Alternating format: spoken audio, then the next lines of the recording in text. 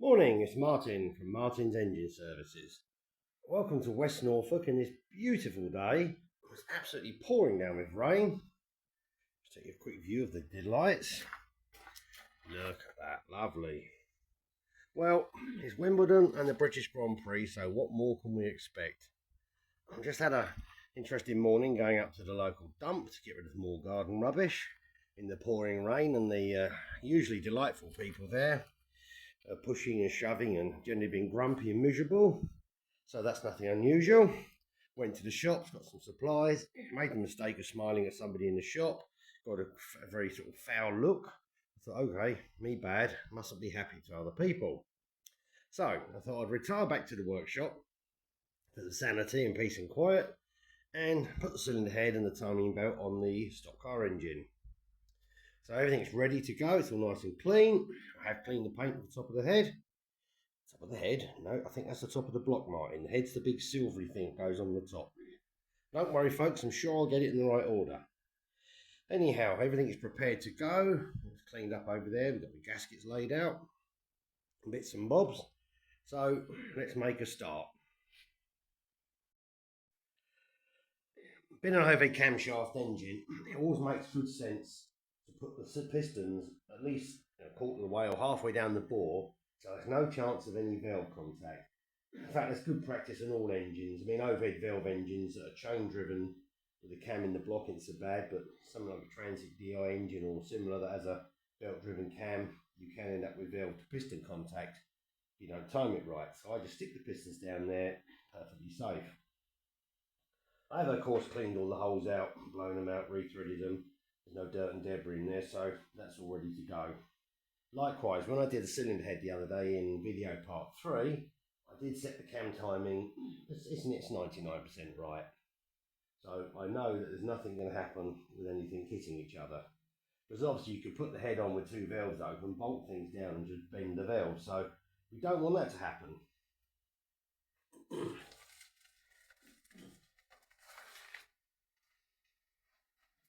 Right, the gasket on these can only really go one way round. Slightly bigger hole there, it says front top. You've got two alignments, dowels, and the notches go at the back. There we go, it sits on nicely.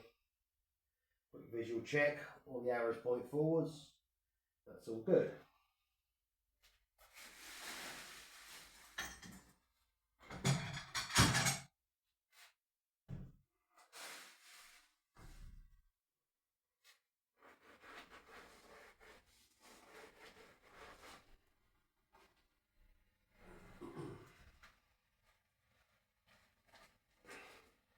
Now you can look down the bolt holes, get a pretty good idea where your alignment is, and keep the snuck on the dowels. There we go. I did wipe the head face down because obviously the hydraulic tappets can have forced that little oil where they're now under tension, and you don't want to get that trapped in the gasket.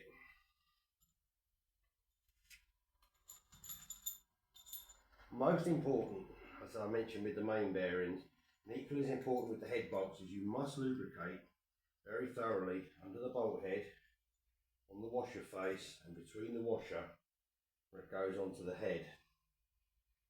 These head bolts are quite scary when you tighten them up. They're torqued up to, I think it's about 18 foot-pounds, and then you do 90 degrees, 90 degrees, 90 degrees, then a further 45. And 45 is always the bit that is quite awful. So I really feel like they don't want to go anymore. And I have on occasion thought, got about 38 degrees and thought, no more. Clever.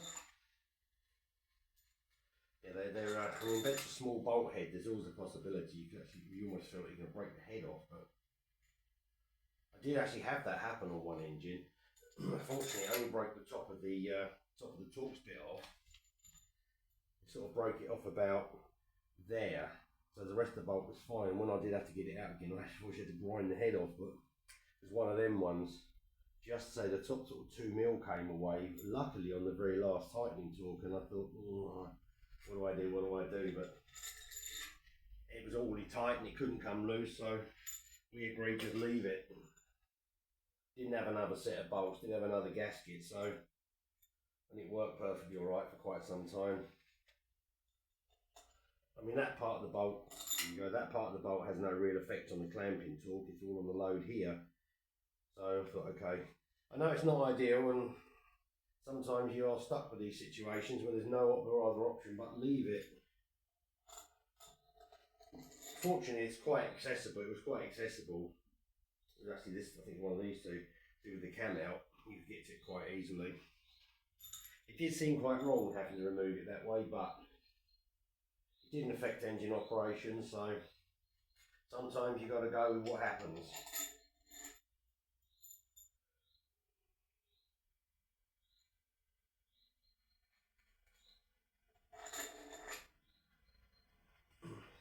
I'll just spin all these down and get ready to torque them up, and then I'll bring you back. Right, let's get torque wrenching. I've got quite a few. I mean, obviously I've got the workshop manual, but these are quite handy. These leaflets come with different makes of gaskets, and I always think they're quite handy to keep. It gives you the information and all the explanations, and especially if it's an engine you haven't got any other information on, I find these useful, and I do just keep them. Quick reference. You can't have too much information when you're doing this sort of thing. Which is actually 25 Newton meters or 18 foot-pounds. I always go foot-pounds because my old torque wrench is in foot-pounds, so.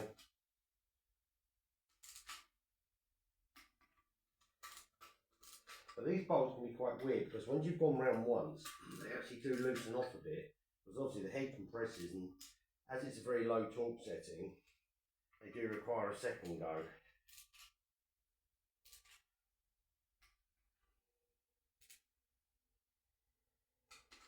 It's a fairly standard spiral pattern, but irrespective, I always like to follow the manufacturer's diagram so you know you've got it right.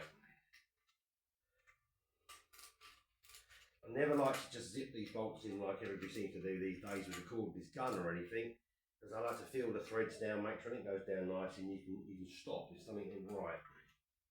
We just check these again, see they've just gone a little bit, not a huge amount, but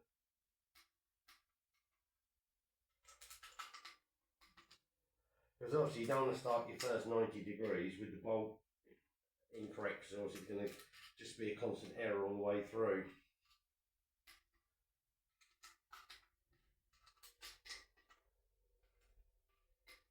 You can see none of the outer ones really went again, so only the central ones. Right, the next part is to do the 90, 90, 45 degrees. I don't usually worry using the torque wrench on this one because obviously you can judge 90 easy and then the 45, so I'll get that done, so that's not the most exciting thing to see. And then we'll move on and I'll show you then obviously assembly of the front end and bits and pieces on there. I haven't actually got the cam covered hinge at the moment. It's actually been welded. It's having a breather pipe welded into the top here because it's aluminium, and I don't weld aluminium. Well, I can, but you don't want to see it. You've heard of Big Bird having a poop on things. Well, it's worse than that. So they're just having a breather welded in. That can go on at any point. It doesn't affect any assembly, so it's the last thing to go really.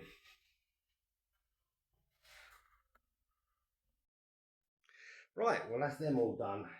That was as awfully frightening as always. Got to say, bolt number 8 here really went down tight. When it got to the 90, 90, 90, the last 45 was really tight. In fact, I stopped probably about 40 and thought no more. It's really gone down tight. The others all went fine. They all feel sometimes a little bit different, but so that is it. I ain't going any further. Sometimes you just know that that don't feel good. They also make quite a horrible creaking noise as the washer moves against the alley, even the oil on. It makes this horrible sort of rake noise, and the bar, and as you do it, the bar goes dink, and you think, oh, it's broken, but no, we're all right. I think the first time we ever had stretch bolts would be the CVH Escort. I think was the first time we'd ever met those. Well, some of the very late Pintos did have them, but we tended to use them again and again. Yeah, all CVHs would have been the one, and no one had ever seen them before. We thought, what? Ooh, that was a bit of a scary one. I think initially no one believed you needed to change the bolts, of course, and people doing head gaskets on CVHs, and I guess I probably did some back in the day, and well, we don't need to change those, put them back, and I don't remember we had any major problems reusing them. There again, a CVH never needed a reason to blow a head gasket. I think that was a fairly standard feature of that range of engines, along with all the other problems. Right, so the water pump is putting the other down all torqued up. Next thing to put on is the belt rear cover, which I've lost.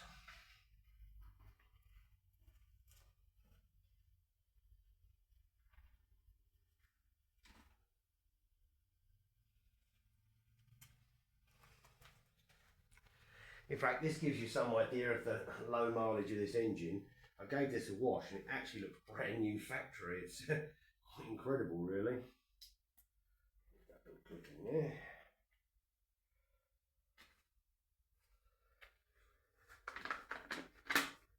It's on there.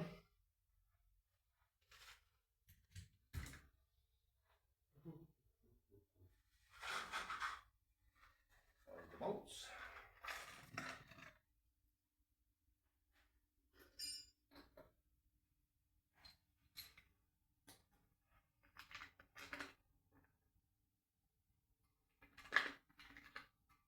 It doesn't really protect the belt completely from the shell because there's gaps here, gaps there, and the shell just simply finds its way in.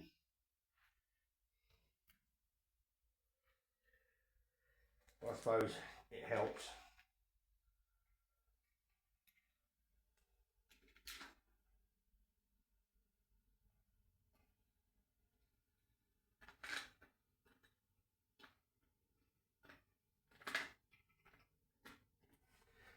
Zip those in.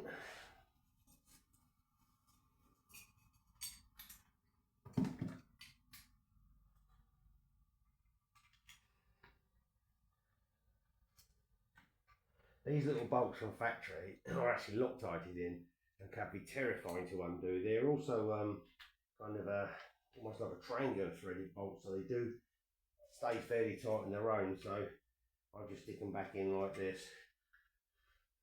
That GM blue Loctite is frightening, because especially on all these small bolts, because you would think they're going to break.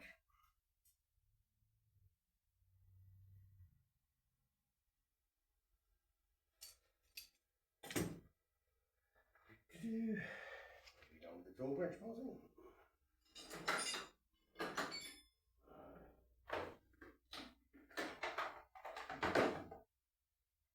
Right, bear with folks, not organised here. Far too many tools away the other day.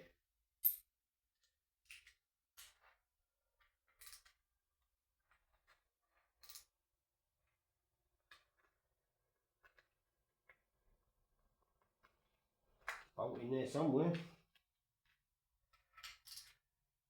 Right, that's the basic back cover. And the next part is what was the front engine mount. You see we've modified it here. It used to have a leg that came out and attached to the inner wing on the standard road car.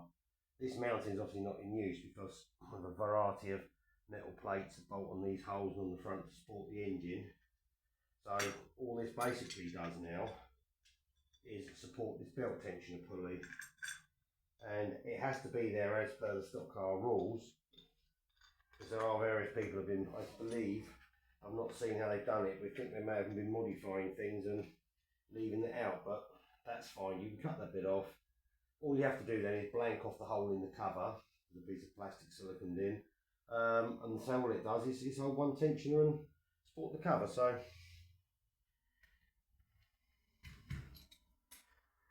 that's the wrong size.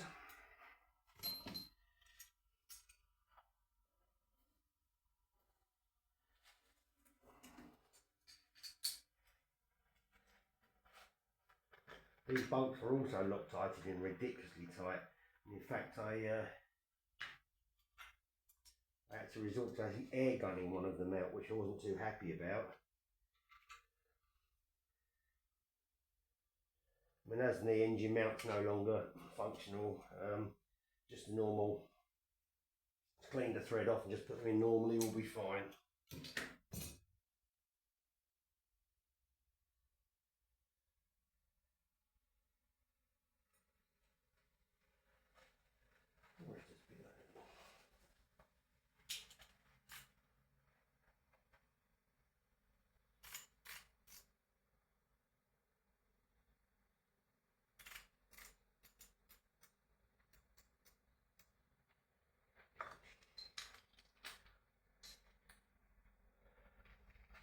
Might as well tighten them up properly while we're here.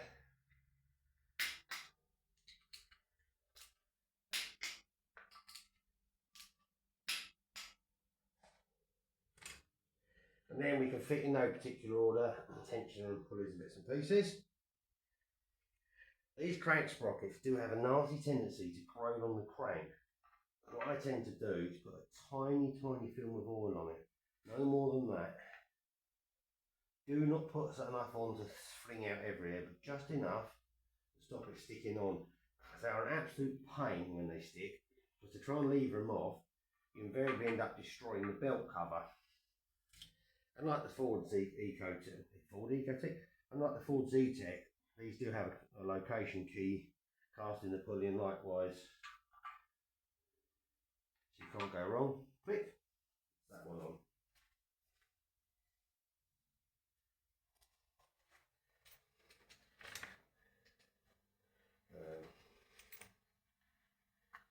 Bigger pulley that way.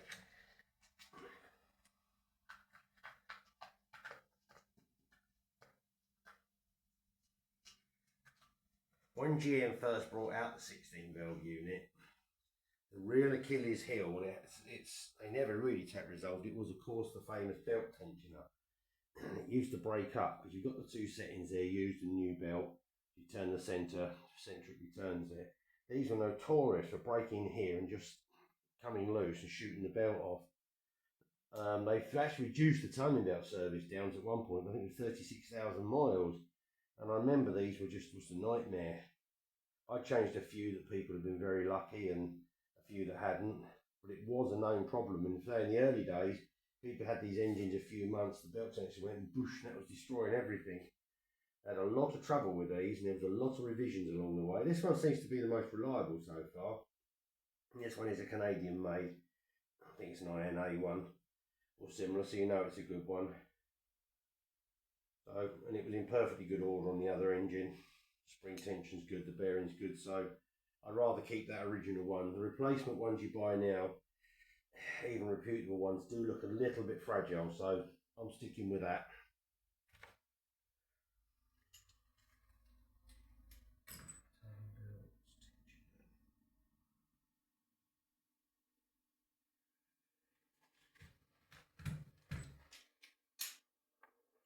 Now these bolts are not done up as tight as you think, and are easy to snap. So it's very critical to torque them to exactly GM spec.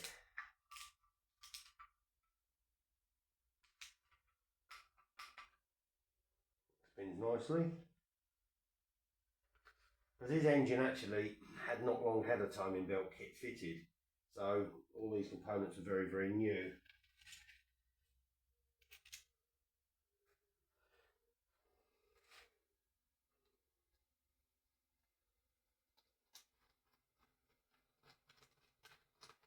And the fact that they're going to get full of shell and water and all the other bits and pieces, they're fine for the application. We don't have any problem with these failing. You'll see one of these come apart for many years. This was always the temperamental one.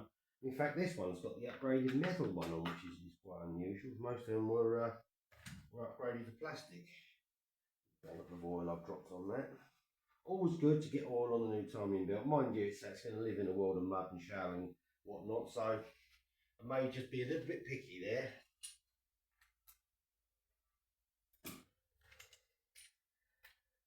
This one's easy to snap off as well because it's a shoulder bolt. Of course, it's got a big Torx in it. People think, oh, give that some, but no.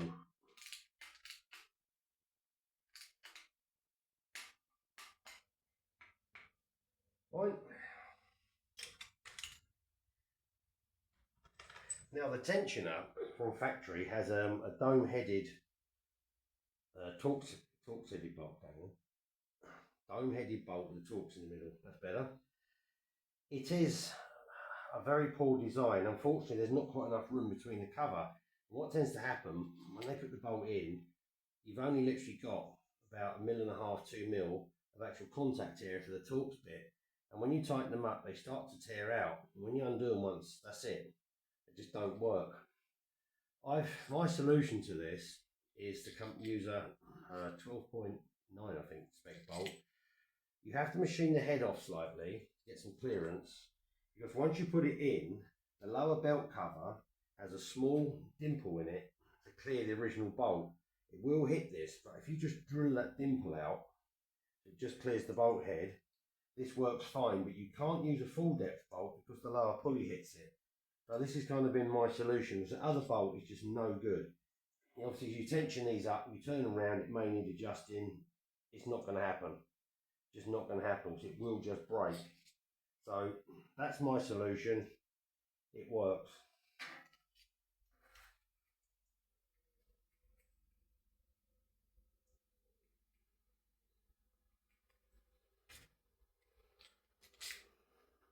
There is a location tag on these, which goes in a square in the water pump, which stops the inner part turning for the adjustment. That was one of the other things that used to snap off and just let the whole lot collapse. And of course that part had a tendency to break off here, drop in there and rip the timing belt off. So that was another one of the famous Achilles heels. No matter how tight you had the tensioner bolt, the inside of the pulley relies totally, if it lines up, right on big zero this one, you've got to make sure that tag is in the slot. If you don't, what also tends to happen is you can it'll tension, but the tag will be in the wrong location.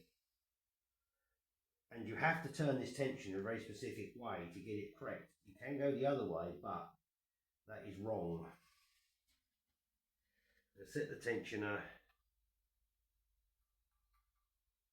as far back down there, loosest. So that's torqued, that'll be torqued up when it's done. So now it's time to get the sprockets on. As I mentioned in the cylinder head video, you have the classic GM special of a 16XE pulley, which is on the intake, just to confuse the issue. And none of the pins line up and none of the holes line up, blah, blah, blah. So, got to keep the pulleys in the right location. One thing I haven't done on here, somebody's put their own marks on. You can see, there's the factory marks. Let's wipe those off before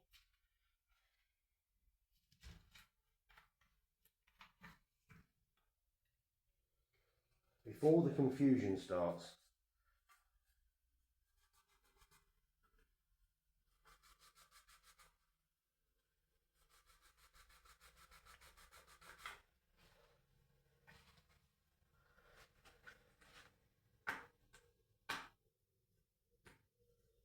Get it out of the way.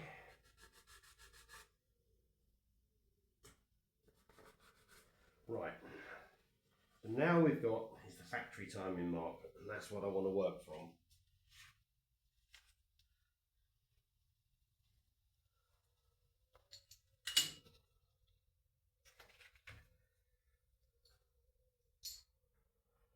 There is a small notch on the factory one there, which they put white paint in as well, so they had made doubly sure, which is, it's not a bad thing. This is the pulley where the timing centre would normally go. That's just redundant, it doesn't do any harm. On some of the early engines, actually have 4 nasty bits of iron sticking out with square edges on, which are quite lethal, and I tend just to machine them off flush to get them out of the way. It doesn't make a difference the balance of the pulley, but I just think it's a bit safer not having a very large object sticking out there if you was running it with the cover off. Now these are actually torque and angle, but there is actually a torque value for these available, so I'll just go straight to torque.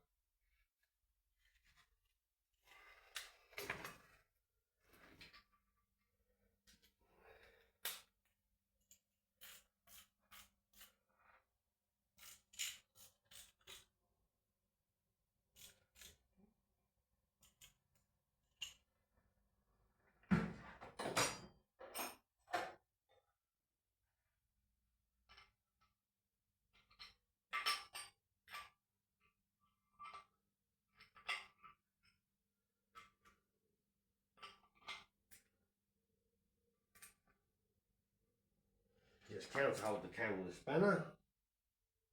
You can actually just move the cam a little bit and lock the spanner against the cylinder head, doesn't do any harm. And then bring the cam back so the mark is roughly in the position. and simply repeat for the other side.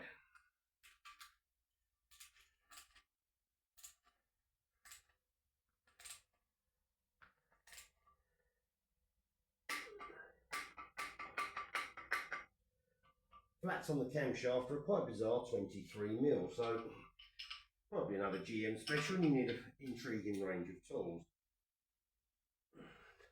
Check that one. Right, there we go. And we just time it as near as you can. Unfortunately, the exhaust cam or inlet cam does tend to want to keep jumping around, which is a bit of a flap when you put the belt on. At the moment it's staying there, but trust me, you go near it, it won't stay there.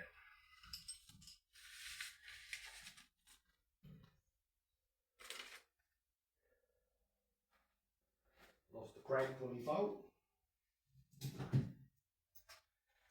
Just a little spacer I used so you can turn the crank over without the obviously having the front pulley on. Because there is actually a timing mark here which lines up with the notch in the cover,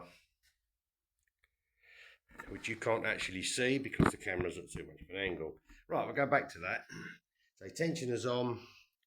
I mentioned the tags lined up. There is a timing mark here and a timing mark down here. So I'll just swing the crank round in normal position. It goes slowly. If you go round and you find that you are touching the valves, then go back the other way to TDC, because one way it will always be fine. There's no need to go steaming round with it. Go gently. That's the spanner now.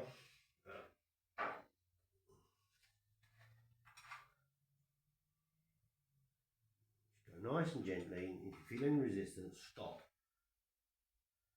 And that's now lined up on the mark. You can't easily see it, it's just a little black notch in a white painted mark. So that's the top dead centre there, and that's right. Look down the hole, there's a piston at the top. That's always good news, that means we put them in.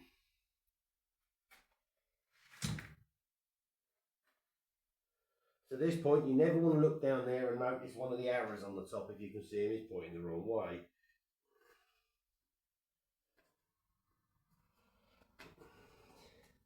Or for that matter, they're all pointing the wrong way.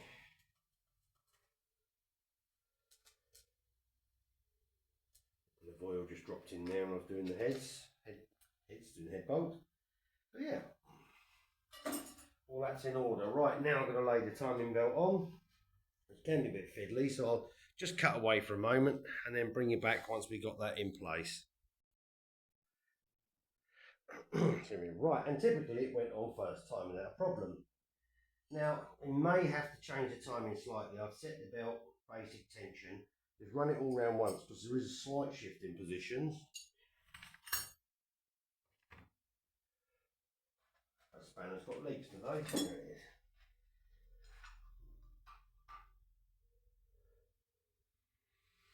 And the valve springs always want to twist the inlet cam a little bit. It can give you a false reading.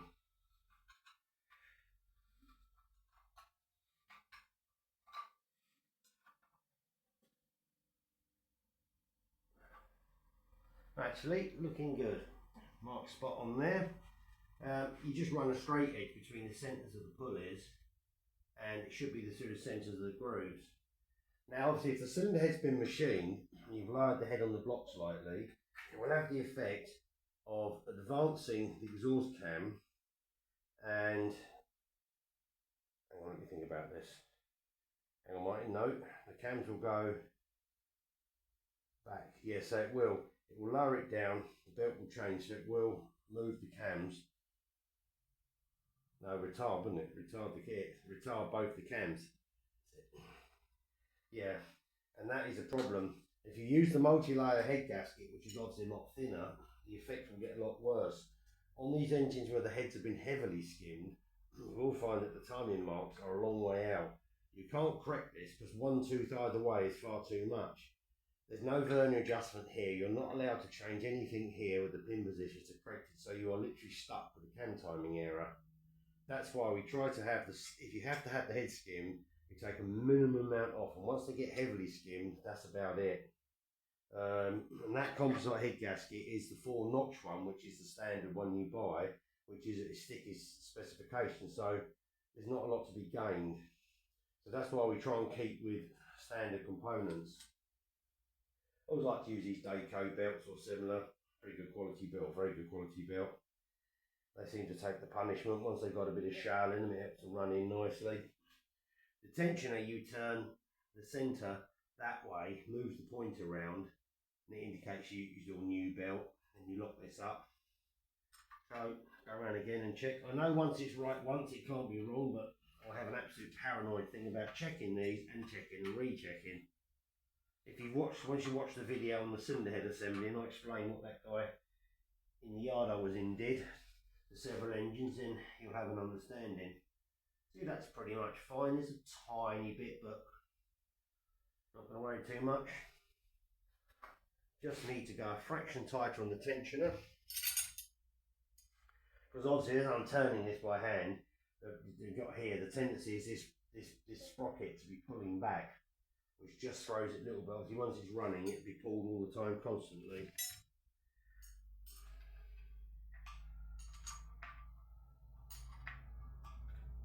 This is a bit of those all hands and all thumbs jobs. You see why it's fun in the car.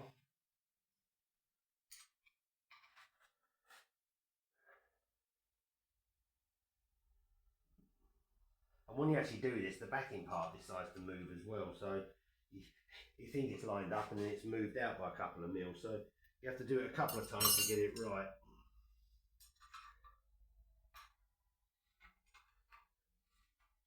Because once this is set up, the spring part constantly moves to maintain the correct tension, so if the belt's hot and cold and over stretch and bits and pieces, it will make some adjustments.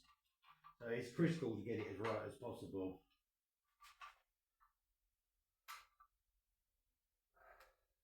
Yep.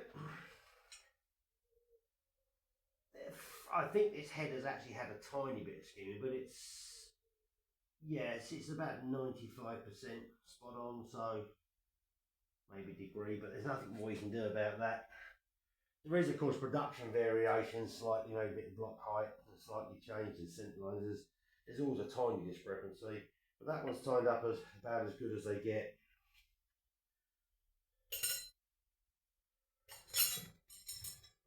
And don't forget, just going to go a fraction more on this.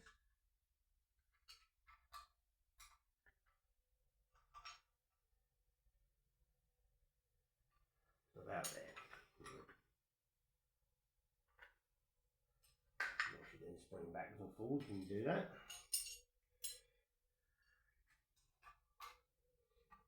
Telling it stop in a good place. Loading it again. Stop. Yep, she's stopping right on the notch.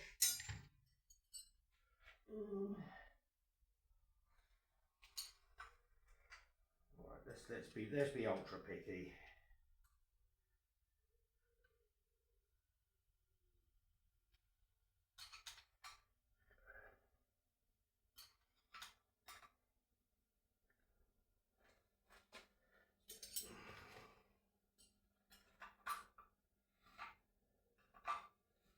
That's it.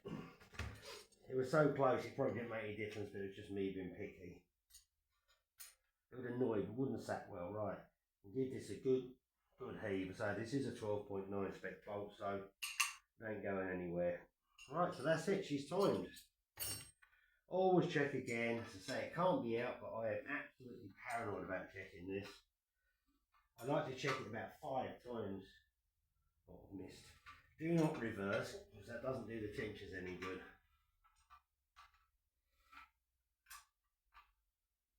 You can hear the piston ring starting to bite now as the oil's coming off.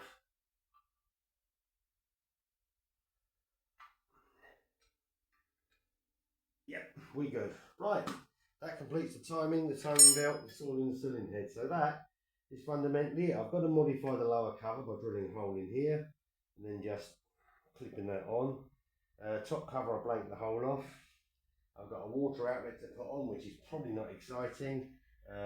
Couple of engine lifting brackets, few odds and ends, and then she's basically done. So that is it, part 4 on assembling a stock car engine. I do believe it stopped raining, so that'll be a bonus. Yeah, and I'm pleased with that. It's all gone together very nicely. I'm quite interested in making a little series on it. It's always nice when you get into this stage and you're looking nice and clean. It's all all pretty, because this is the last time you'll see it clean and pretty. Take approximately half a lap and that's it, it's covered. All this will be full up the usual amount of shell and dirt and bits of old tyres and whatnot. So there you go. That's what it's all about. Oh, in fact, this head must have been skimmed. Missed the obvious here, mine. I've actually written the size on the back. 135.1.